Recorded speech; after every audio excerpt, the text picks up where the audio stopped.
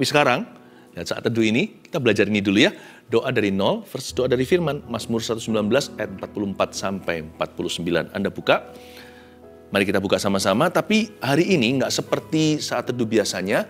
Ada PowerPoint 1, 2, 3 contohnya. Kali ini Anda harus menangkap sendiri tiap orang beda. Rema apa yang Anda dapat dari setiap ayat. Ya, Mazmur 119 ini adalah Mazmur yang paling panjang, lebih tepatnya pasal terpanjang di Alkitab, 176 ayat totalnya. Jadi saya nggak bisa selesaikan dalam satu kali hari Minggu, saya janji sama jemaat hari ini saya tepati. Saya akan sampaikan di saat teduh ini. Doa dari 0 versus doa dari firman, maksudnya begini, sebelum kita klaim janji ya isi dulu hati, hati itu jangan kosongan. Isi dengan hadirat Tuhan, isi dengan kasih, tapi isi dengan firman, jangan lupa itu. Kalau enggak nanti ya kita itu mau teriak-teriak kayak seperti nabi-nabi Baal, percuma kalau kita tidak hidup dalam firman-Nya. Kalau firman di dalam kita nggak ngotot sama sekali. Kita tinggal mengembalikan ke Tuhan, apa yang Tuhan katakan di hidup kita kan gampang dan mudah. Kebanyakan orang itu kan dia harus berusaha karena dia datang sama Tuhan kosongan. Kalau kita sudah diisi dengan firman, klaim janji itu gampang. Kita nggak perlu ragu, nggak perlu bimbang, nggak perlu merasa kita yang berkepentingan. Kan Tuhan yang berfirman, kita tinggal ingatkan. Bukan berarti Tuhan lupa atau pikun, tapi itulah garis hubungan kita dengan Tuhan. Kita harus berdoa dalam firman itu, kita berseru kepada Tuhan. Apa yang Tuhan telah firmankan ke kita. Tuhan ingin kita ingatkan. Bukan karena Tuhan butuh bantuan. Tapi karena kita anak-anaknya. Tuhan mau lihat kita percaya sungguh-sungguh pada firman itu. Karena itu kalau doa. Jangan hampa hatinya. Nah kita akan lihat rahasianya hari ini. Kita baca dulu ayat 41. Ayat 44. Saya bilang tadi ayat 4 berapa? 44 ya. Gimana kalau saya tambah ayat ya? Ganti ayat 41 sampai 49 ya. Saya kasih ayat 41. Sebentar ya, sabar. Kayaknya nggak cukup waktu. Nggak apa-apa, 44 aja dulu ya. 44 sampai 49 aja. Nanti beberapa ayat ini aja sudah habis waktunya saat teduh. 44 sampai 49. Nah, kembali rencana semula. Aku hendak berpegang pada Tauratmu senantiasa untuk seterusnya dan selamanya. Aku hendak hidup dalam kelegaan sebab aku mencari titah-titahmu. Aku hendak berbicara tentang peringatan-peringatanmu di hadapan raja-raja dan aku tidak akan mendapat malu. Aku hendak bergemar dalam perintah-perintahmu yang kucintai itu. Aku menaikkan tanganku kepada perintah-perintahmu yang kucintai dan aku hendak merenungkan ketetapan-ketetapanmu. Ingatlah firman yang kau katakan kepada hamba-Mu, oleh karena engkau telah membuat aku berharap. Ayat 44. Aku hendak berpegang pada Taurat-Mu senantiasa untuk seterusnya dan selama-lamanya. Ini luar biasa. Ya. Ternyata pegangan doa itu bukanlah kebutuhan kita. Banyak orang doa kalau dia punya keperluan. Sedia payung sebelum hujan. Alkitab mengatakan dengan jelas, kalau mau berpegang, aku hendak berpegang, harus pada Taurat-Mu senantiasa. Sebenarnya Mazmur 119 ini bukan Mazmur firman. Ini Mazmur doa juga. Ini adalah peluru, ini bensin bahan bakarnya. Lah kalau kita doa semata-mata karena kebutuhan, apa yang kita bakar? Jangan-jangan yang kita bakar nanti adalah hati kita. Burn out nanti istilahnya. Banyak orang doa-doa ujungnya seperti sumbu yang pudar nyalanya. Seperti padam dan kecewa. Bahan bakar doa itu harus firman. Aku hendak berpegang pada Taurat-Mu senantiasa untuk seterusnya dan selamanya. Mazmur 119 ini dahsyat. Ini adalah firman yang mengajari kita untuk cinta pada sisa firman di Alkitab. Ini adalah pasal terpanjang 176 ayat yang ajari kita untuk menghargai semua ayat dari Kejadian sampai Wahyu di Alkitab kita. Bahwa firman itu bukan teori pengetahuan. Firman itu hubungan dengan Tuhan. Apalagi hubungan doa kita kepada Tuhan. Firman itu nadi atau denyut doa kita Jadi kalau kita hampa firman, tidak ada kuasa doa. Sebaliknya kalau kita nggak berdoa, kita nggak akan mengerti firman. Makanya sebelum kita baca firman, saya lakukan hingga hari ini loh. Udah 30 tahun kenal Yesus, sebelum saya baca Alkitab, waktu saat teduh pribadi, saya selalu menundukkan kepala, pejamkan mata dan berkata, Roh Kudus, sinari hatiku dengan firman-Mu. Bantu aku untuk mengerti dan bertumbuh. Saya selalu minta Tuhan singkapkan firman itu. Karena saya nggak boleh bergantung pada hikmat manusia atau pada hemat saya. Saya nggak boleh percaya pada diri sendiri. Saya harus minta tuntunan ilahi. Kalau kita nggak doa dulu, biasanya nggak dapat sesuatu dari firman itu. Kita hanya dengar, apa itu? Apa itu? Karena firmannya bisa kita baca. Maksudnya ayatnya bisa kita baca. Tapi firmannya bisa tersembunyi terhadap orang yang degil hati. Seperti ada selaput di mata rohani. Tapi kalau kita sungguh-sungguh menghampiri Tuhan karena haus dan lapar, kita bisa melihat sesuatu keajaiban dalam firman-firman itu. Seperti mata rohani kita disingkapkan. Bukan berarti ada arti tersembunyi atau arti yang lain. Jangan keluar konteksnya waktu baca ayat-ayat ini. Tetapi ada sesuatu yang berupa instruksi dan aplikasi. Sesuatu yang mengena. Seperti ada rema, R-H-E-M-A. Seperti Tuhan bicara directly kepada kita. Itu dia. Itulah sebabnya jangan biasakan kalau kita datang ibadah nih di gereja contohnya, dipas-pasin sebelum firman, gak usah ikut pujian. Kalau hati gak mengagungkan, mata gak kelihatan, telinga pun tuli mendengar. Sebab firman, iman timbul dari pendengaran. Bukan baca Alkitab semata-mata, tapi mendengar firman Kristus di dalamnya. Jangan datangnya dipaskan pada waktu firman. Ikuti pujian. Tapi sebaliknya, setelah kita dapat firman, jangan jadi orang Farisi, ahli Taurat, sok rohani, sok tahu, sok ngerti. Tujuannya adalah supaya kita berdoa dan berbuah. Setelah dapat firman itu bahan bakar. Dibakar itu, bukan dibakar Alkitabnya. Firman di dalam itu loh. Harus berapi-api untuk Tuhan. Harus dibakar jadi sesuatu. Firman itu harus menjadi daging, Yohanes pasal 1. Firman itu harus jadi perbuatan. Jadi pelaku, kata Yakobus, bukan jadi pendengar saja. Setelah kita dengar firman, kita catat. Saya suka catat di Alkitab saya, tapi juga di catatan di HP juga bisa.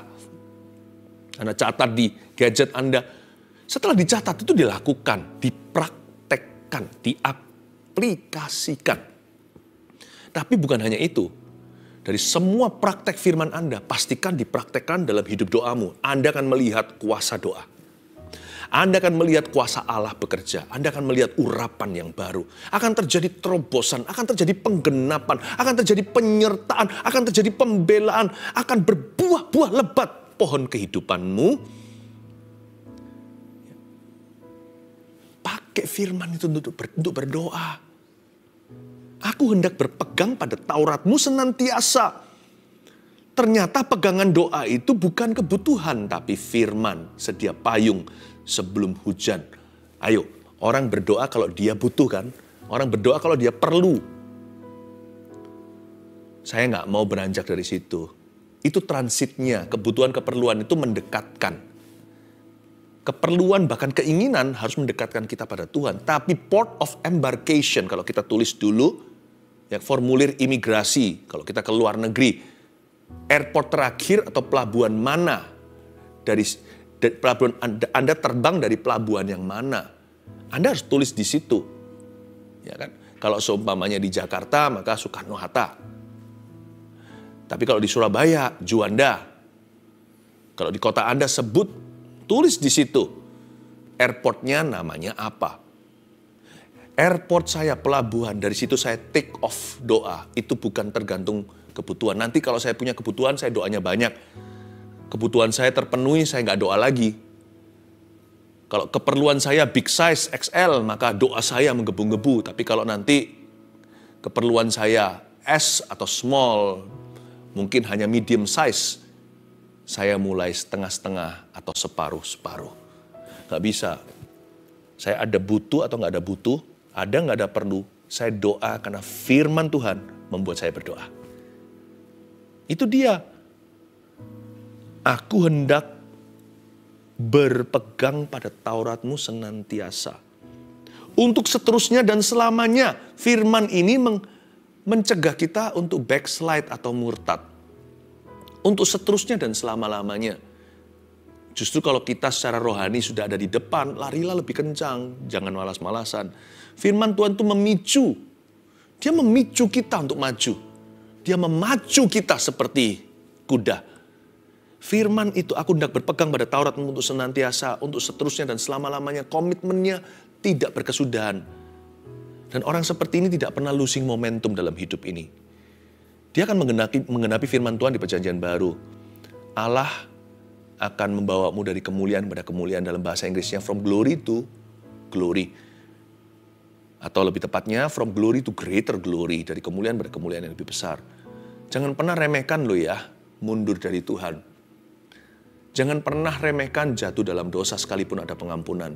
Karena sekali kita jatuh, kalau kita dalam sebuah perlombaan balapan mobil seperti F1, kalau dia sempat oleng atau bahkan dia tertabrak, bisa laju lagi, tapi udah kehilangan momentum, kayaknya unda-undi, padahal dia kalah 1 lap, udah 1 putaran dia tertinggal. Tuhan gak mau Anda ketinggalan. Hidup Anda dan saya itu pendek, gak sampai 100 tahun.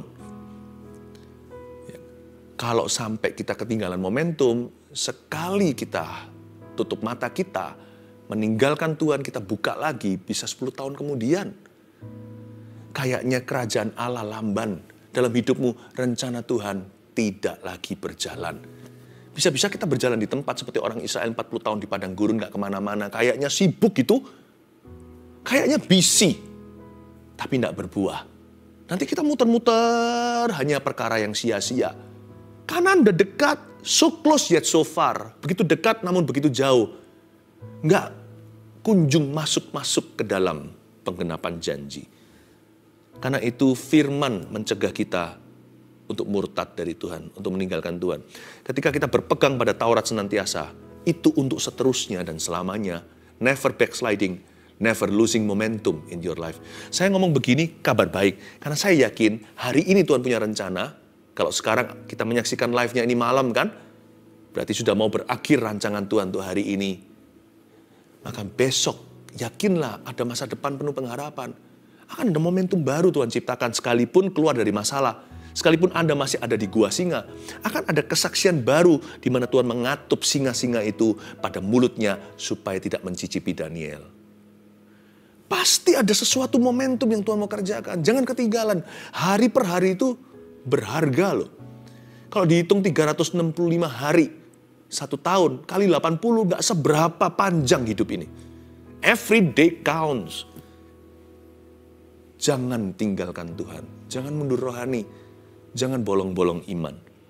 Pegang pada Taurat Tuhan senantiasa. Untuk seterusnya dan selamanya. Ayat 45. Aku hendak hidup dalam kelegaan. Sebab aku mencari titah-titahmu. Aku hendak hidup dalam kelegaan. Kata kelegaan di sana adalah liberty, seperti patung liberty Amerika, USA. Itu kan bicara soal kemerdekaan, simbol freedom, ya kan? Maka kata kelegaan di sini itu artinya selain liberty, dia adalah freedom, true freedom atau kemerdekaan yang sejati.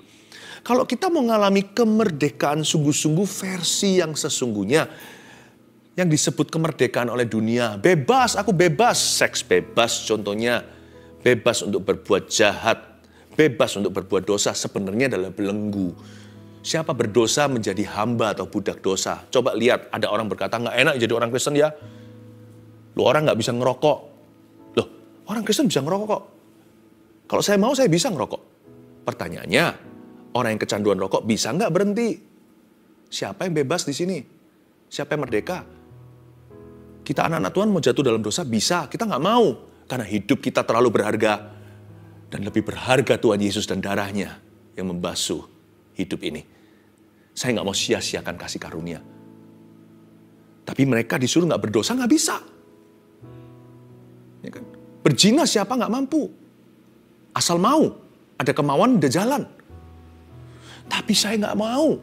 Kita nggak mau membuang hidup kita ke selokan. Kita sudah ada di jalan raya Tuhan. Rancangan damai sejahtera. Masa depan penuh pengharapan. Saya nggak butuh yang beginian. Tapi mereka untuk berhenti nggak bisa. Kemerdekaan menurut versi dunia itu belenggu. Tapi kemerdekaan atau alias kelegaan versi ayat 45 Mazmur 119, inilah kemerdekaan kebebasan sejati. Aku hendak hidup dalam kelegaan. Kuncinya di mana? Sebab aku mencari titahmu. Kuncinya di sini. Kata sebab aku mencari titahmu itu seperti bahasa Inggrisnya therefore. Bukan hanya because, bukan hanya karena atau sebab, tapi juga maka itu aku mencari titahmu. Ini pedang bermata dua. Aku hendak hidup dalam kelegaan. Kalau aku mau bebas beneran, maka aku harus cari titah Tuhan. Kalau kita mau betul-betul mengalami kemerdekaan finansial contohnya, kemerdekaan finansial itu bukan berapa banyak duit yang kita punya. Banyak orang kaya raya adalah budak mamon. Miskin bisa saja bahagia di hadapan Allah karena mereka empunya kerajaan surga. Tapi nggak tentu juga. Ada orang miskin yang juga budak mamon. Makanya berani mencuri, berani berbohong. Tapi juga ada orang kaya yang generous. Seperti Yusuf Arimatea, seperti Abraham bahkan, Ishak, Yakub. Ada orang-orang yang berkeadaan. Ya, namun mereka berkenan seperti Ayub contohnya. Perjanjian baru ada banyak figur-figur. Jadi jangan pernah hakimi buku nilai dari cover atau dari halaman depannya. Jangan pernah menghakimi orang dari apa yang dia miliki atau tidak miliki. Kalau Anda mau lihat buahnya. Karena mereka, banyak orang asal mereka mengerti bagaimana menyenangkan Tuhan. Aku hendak hidup dalam kelegaan. Kalau kita mau betul-betul mengalami yang namanya kelegaan financial freedom, praktekkan firman. Hanya titah yang bisa memberimu merdeka. Saya mempraktekkan memberikan persembahan persepuluhan, saya tidak paksa orang lain.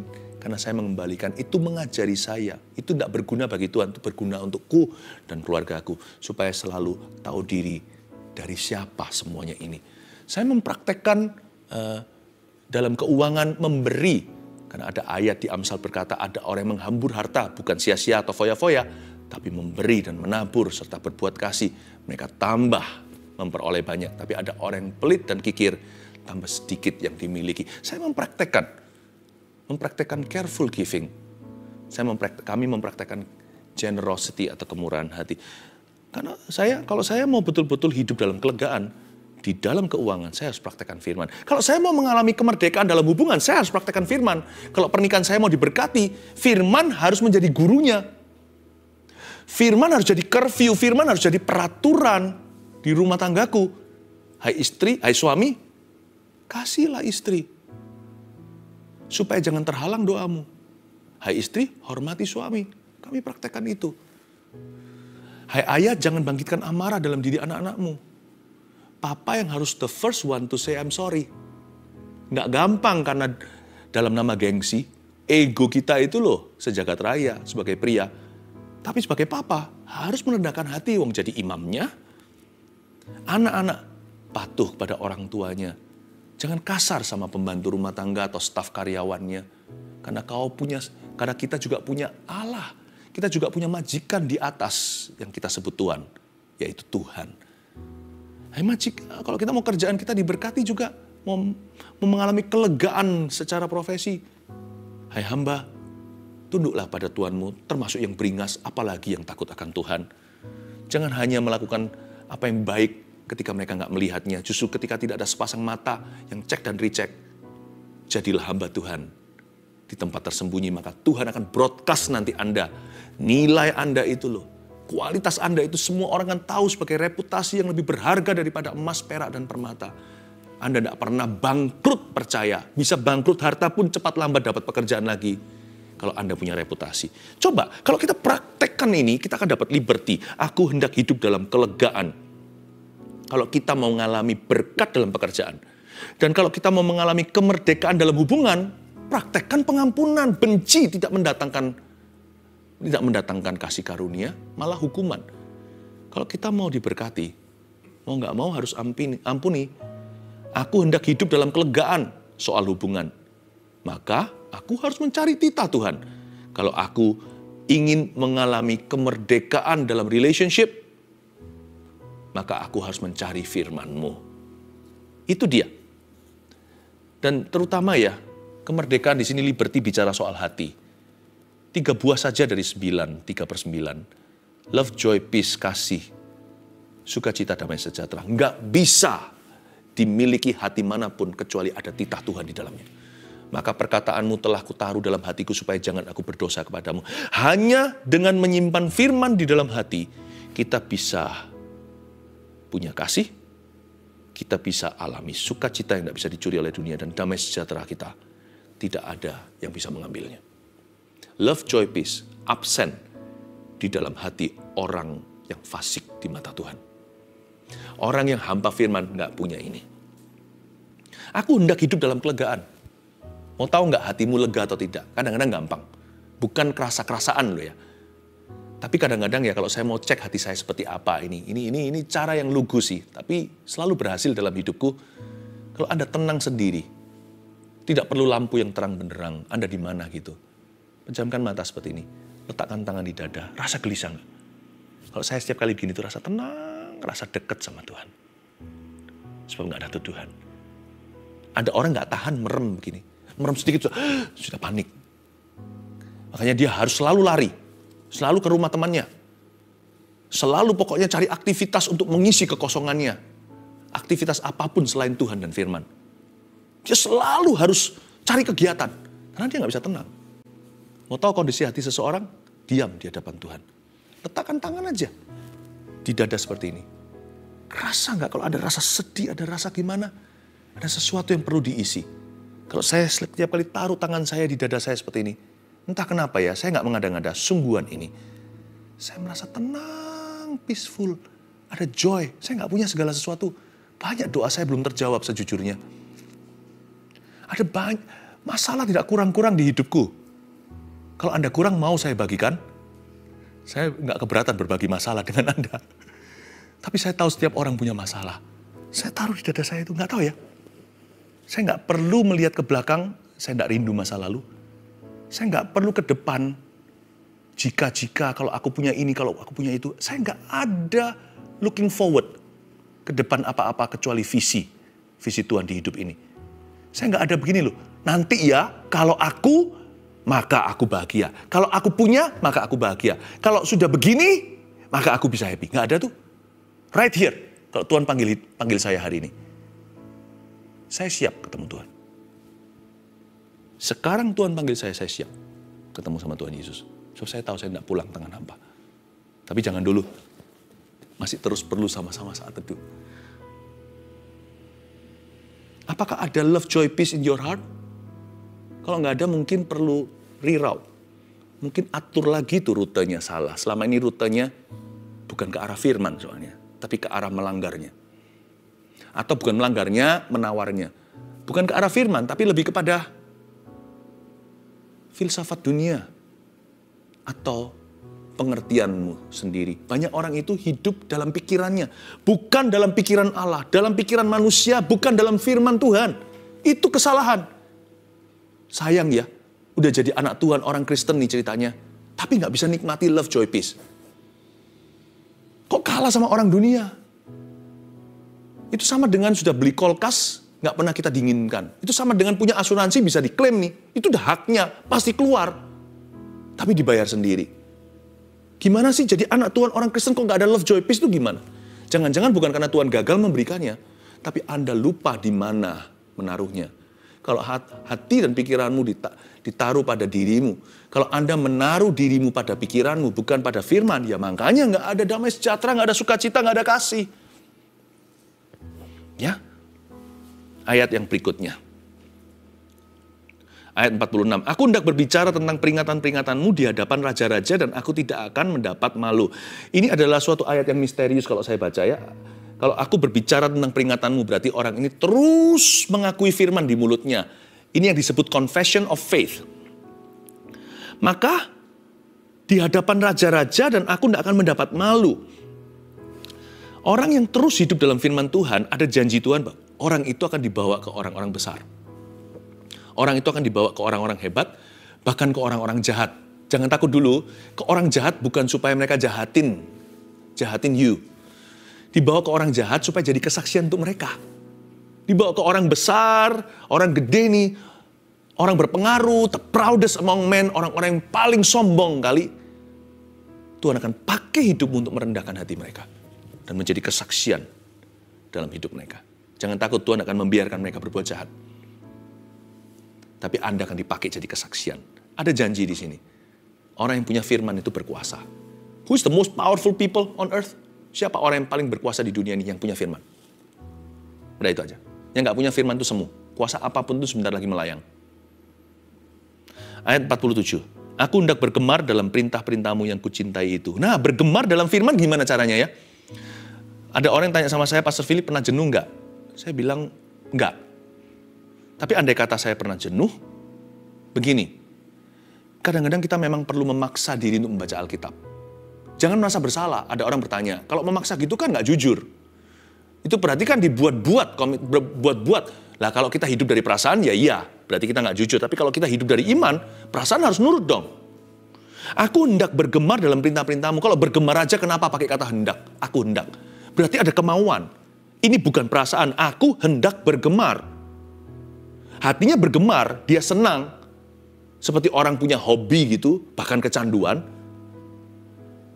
Orang ini mau bergemar aja kok pakai hendak. Aku hendak bergemar dalam perintah-perintahmu, lalu ditambahi, yang kucintai. Ini kayak bahasa Inggrisnya kira-kira gini, I will, that I love. I will rejoice, saya akan bergemar, untuk yang kucintai. Ini seperti gini ya, saya cinta anak saya, istri saya dan saya, kami diberikan 3 anak yang lovely. Masing-masing pernah melalui jalur baby. Oh percayalah, kami pekerja keras kalau pulang ke rumah capek setengah mati. Nah malam harinya, kalau anak minta susu, bangun pukul 3 pagi, gitu. Atau diapernya basah, celananya basah gitu. Saya dan istri saya pasti giliran memaksa diri keluar dari ranjang, apalagi kalau letih sekali. Gak peduli jam berapa, kalau Anda tanya apakah saya suka? Enggak. Siapa suka dibangunkan di tengah malam? Apalagi kalau sudah nyenyak. Tapi saya paksa diri, iya. Tapi saya memaksa diri dan istri saya, kami memaksa diri untuk seseorang yang kami cinta. Kadang-kadang gak kepingin baca Alkitab, tetap saya baca. Aduh jenuh mungkin, tetap renungkan. Karena saya tahu untuk siapa saya lakukan. Karena saya memaksa diri untuk berdoa, sembahyang, untuk puasa mungkin, untuk baca firman, untuk melayani semua untuk seorang pribadi dengan S huruf besar dan P huruf besar, pribadi yang ku cintai. Atau lebih tepatnya, yang mencintai aku. Wah, kalau untuk papa mama orang tua, sekalipun sudah tua, usianya sudah lanjut, sudah senja. Mungkin kita sedang lagi nikmat dengan teman-teman, kita sedang have fun. Lalu kalau ditelepon, orang tua lagi gak enak badan, kita pulang. Kita tetap ayomi mereka. Why? Because they love us. Mereka berjasa. Apalagi Tuhan yang memberikan kehidupan dan menebus kita dengan darahnya. Jadi jangan berkata, aku bosan Pastor Philip baca Alkitab. Bosan gak bosan baca. Kan Tuhan mencintaimu. Kan Anda mengasihi dia. Yang 48. Aku menaikkan tanganku kepada perintah-perintahmu yang kucintai, dan aku hendak merenungkan ketetapan-ketetapanmu. Kadang di gereja ketika ibadah, jarang sekali tapi ada waktunya waktu saya nggak berkhotbah, senang sekali bisa mendengarkan khotbah pendeta, pembicara hari itu, hari Minggu. Saya duduk di situ, setiap kali ada sesuatu yang meremah dalam hati saya tahu Tuhan berbicara ke jiwa saya. Saya bahkan angkat tangan loh, bukan cari perhatian. Saya bilang, amin, amin. Itu adalah cara saya untuk mengekspresikan cinta saya akan firman. Kenapa Alkitab seringkali tidak direnungkan? Karena nggak dicintai. Kenapa firman Tuhan jarang dibaca? Karena Alkitabnya di mana aja kita kadang-kadang lupa. Saya praktekkan dulu hal yang fisik sebelum yang rohani. Kalau sama yang kelihatan nggak bisa sayang, apalagi sama yang nggak kelihatan. Tuhan sendiri berkata, mana bisa kamu mengasihi sesama? Mengasihi aku, mengasihi sesamamu aja kamu nggak mau. Saya jaga Alkitab saya. Saya kasih cover Alkitab ini, saya catat, saya bersihkan. Saya rapikan, saya taruh di mana, kalau saya bepergian keluar kota mana, Alkitab saya ini bahkan ada di tas yang saya bawa, teng-teng tangan. Kalau saya nggak bisa mencintai dengan Alkitabnya, saya nggak bisa cinta firman di dalamnya. Kalau saya nggak bisa ekspresi, amin atau apa, nggak perlulah. Kalau di gereja apalagi yang nggak biasa untuk ekspresi. Kalau Anda tidak berani untuk agresif berkata, that word is for me. Kemungkinan firman itu juga nggak akan jadi aplikasi atau jadi kuasa dalam hidupmu.